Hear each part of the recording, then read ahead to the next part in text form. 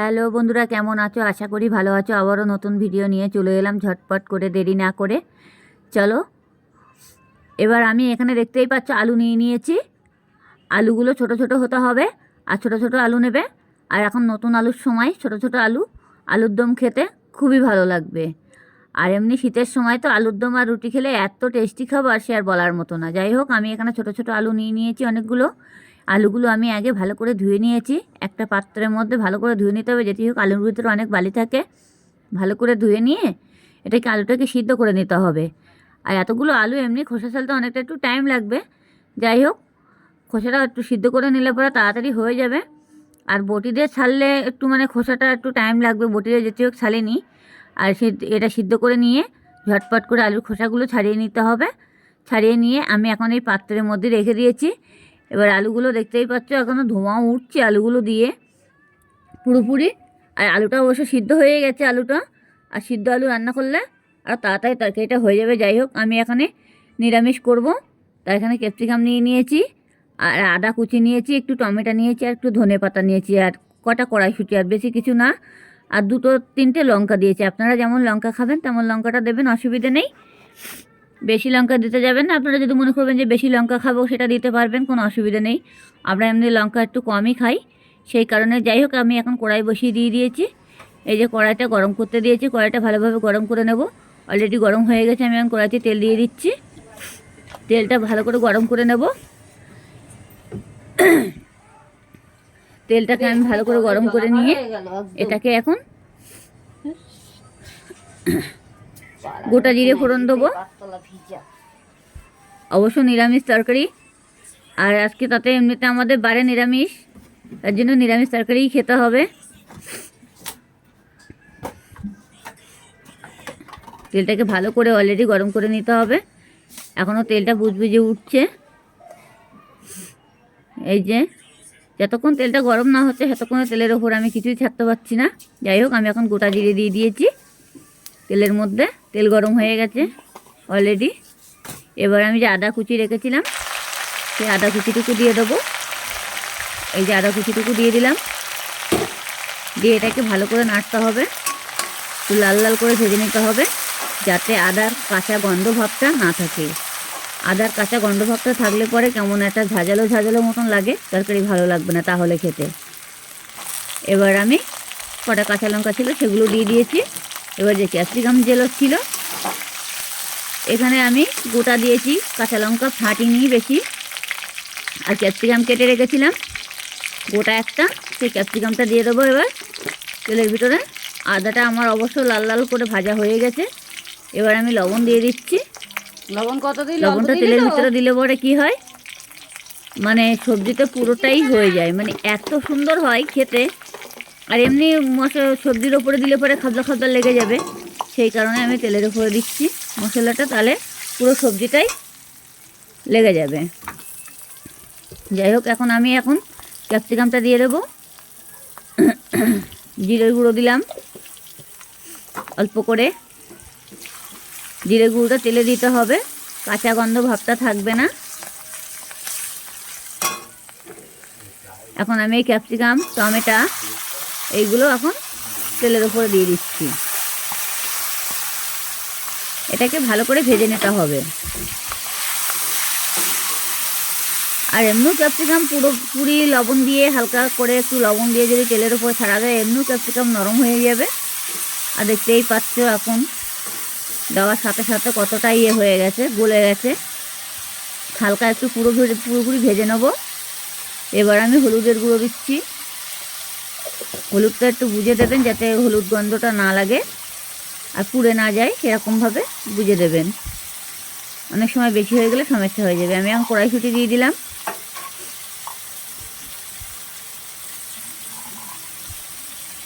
এই যে কড়াইশুঁটি দিয়ে দিয়েছি। এবার এটাকে ভালো করে নাড়তে হবে, দেখবে যাতে তলায় না লেগে যায়। ভালোভাবে নাড়াচাড়া দিয়ে নিতে হবে। অলরেডি তলায় লেগে গেলে হবে না, তাহলে ধরে গেলে তখন গন্ধ লাগবে, ধরা গন্ধ, তখন খাওয়া যাবে না।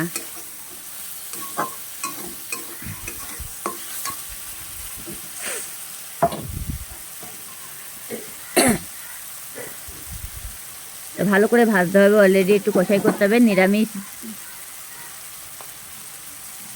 হচ্ছে আলুর দম।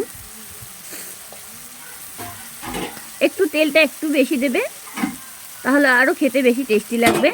তেল বেশি বলতে পারো, অতিরিক্ত বেশি দেবে না, যাতে তেল গড়িয়ে পড়ে সেরকম বেশি দেবে না।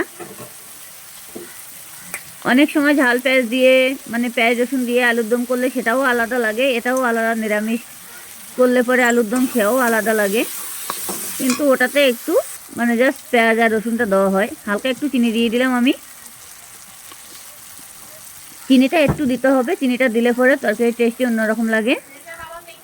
হালকা পরিমাণে দেবে, বেশি দেওয়ার দরকার নেই। এবার দেখো এটাকে আমার পুরো ভাজা হয়ে গেছে অনেকটা। এবার আমি যে আলু সিদ্ধ করে রেখেছিলাম, আলুটা আমি পুরোপুরি দিয়ে দিয়েছি। এই যে ছোটো ছোটো আলুগুলো। আর এমনি শীতের সময় আলুর দম খেতে সেই মজা লাগবে, রুটি আর আলুর দম এত মজা লাগে খেতে, সে আর বলে বোঝানোর মতো না। অতি অবশ্যই এই ঘরে বসে এই রেসিপিটা একবার করার চেষ্টা করুন, তাহলে বুঝতেই পারবে। চেষ্টা করলে অতি অবশ্যই পেরে যাবে। আর অবশ্য নিরামিষ আলুর দম সহজে পেরে যাবে, বেশি কিছু মশলা না, কিছু না।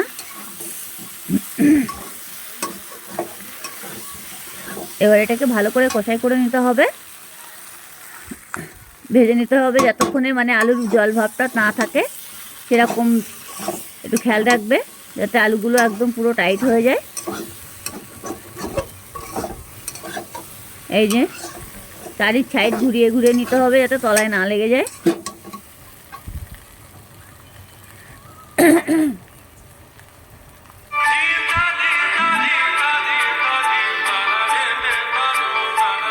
ঘুরিয়ে ঘুরিয়ে নিতে হবে।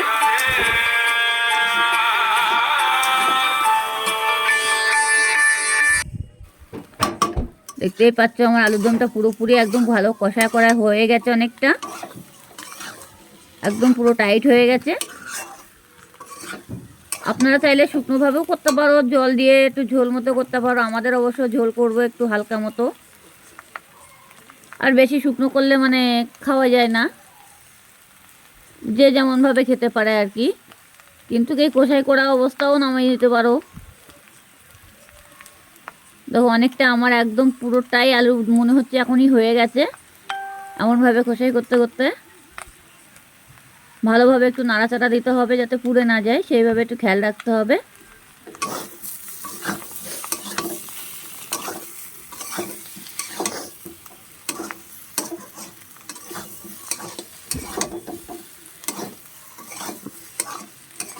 আমার আলুর দমটা অনেকটা হয়েও গেছে।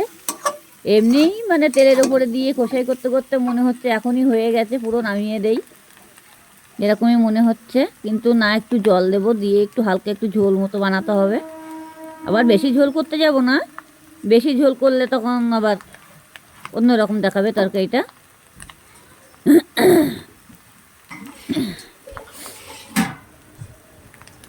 এখন আমি তরকারির ভিতরে একটু জল দিয়ে দিলাম অল্প করে।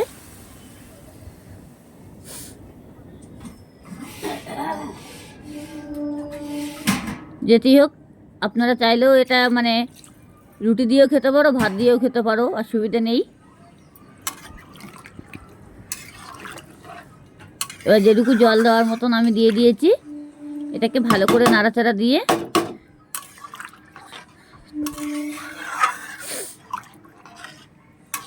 এটাকে এখন আমি একটু ভালোভাবে ফুটিয়ে নেব, খুব সুন্দরভাবে। আর এমনিও আলুর দমে জল দিয়ে জলটা ফুটে ওঠার পরে পুরো জলটা টেনে যাবে আর পুরো গাঢ় হয়ে যাবে। আলুর দমটা একদম পুরো এত টাইট হয়ে যাবে, দেখে মনে হবে যে ঝোল ঝোল আছে, কিন্তু কোনো ঝোলই থাকবে না।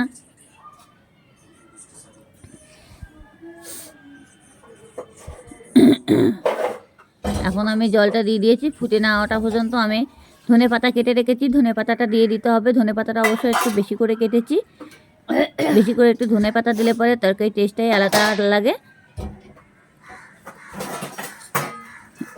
এখন আমি এটাকে ভালোভাবে ঢেকে দেবো, তাহলে তাড়াতাড়ি এটা ফুটে উঠবে। এই ঢেকে দিয়েছি। এবার আমি একটু খুলে দেখবো তরকারির কালারটা কেমন হয়েছে। দেখো তরকারিটা আমার ফুটে উঠে গেছে, দেখতেই পাচ্ছ।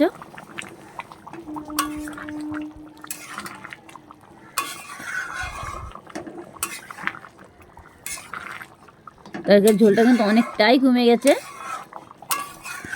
বেশি ঝোল নেই বললেও চলে। একটু ভালো করে নাড়াচাড়া দিতে হবে যাতে তলায় না লেগে যায়। অনেক সময় জল দেওয়ার পরে তরকারি ঢেকে দিলে পরে নাড়াচাড়া না দিলে তখন তরকারিটা তলায় লেগে যাওয়ার সম্ভাবনা থাকে। আমি যে ধনেপাতাটা নিয়েছিলাম এখন সেই ধনেপাতাটা কেটে নিয়েছি ছোটো ছোটো করে এখন আমি ঝোলের ওপরে দিয়ে দিচ্ছি। এই যে দিয়ে দিলাম।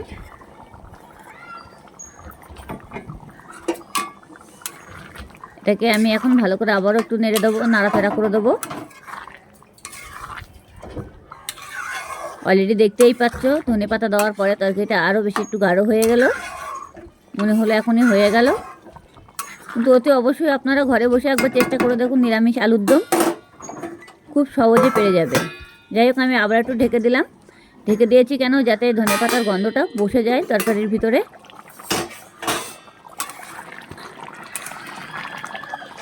এবার একটু নেড়ে চেড়ে দিলাম।